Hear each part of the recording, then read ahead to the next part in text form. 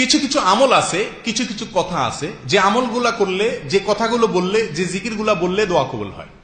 কথা বুঝে আসছে? এরকম 7টি আমল আছে, 7টি জিকির আছে, যেগুলোর পরে দোয়া করলে কি হয়? দোয়া কবুল হয়।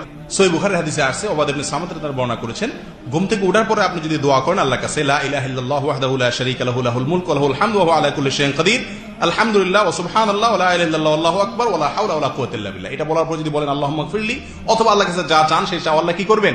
পূরণ করবেন। একটি জায়গায় ঘুম থেকে ওঠার পরে যদি আপনি এই দোয়া পড়ে আল্লাহর কাছে দোয়া করেন, দোয়া কবুল হবে। নাম্বার 2, আপনি যদি ইউনূস আলাইহিস সালামের দোয়া দিয়ে দোয়া করেন, তাহলে সে দোয়ার পরে আপনি যা চাইবেন আল্লাহ সেটা কি করবেন? কবুল করবেন। বা সে দোয়া পড়তে পড়তে আপনি যা মনে মনে চাইবেন সে দোয়া আল্লাহ কবুল করবেন। কারণ এই বিষয়ে নবী আলাইহিস সালাম বলেছেন, সূরা নাসাইতে বর্ণিত হয়েছে, সাঈদ ইবনে আবি ওয়াক্কাস বর্ণনা করেছেন যে দাওয়াতু যিন্নুন ইযা দাআ বিহা ওয়া ফি বাতনিল হুত লা ইলাহা ইল্লা আনতা সুবহানাকা ইন্নী কুনতু মিনাজ জালিমিন ফাইন্নাহু লাম ইয়াদউ বিহা রাজুলুন মুসলিমুন ফি শাইইন ক্বাত ইল্লা ইসতাজাবা আল্লাহু লা।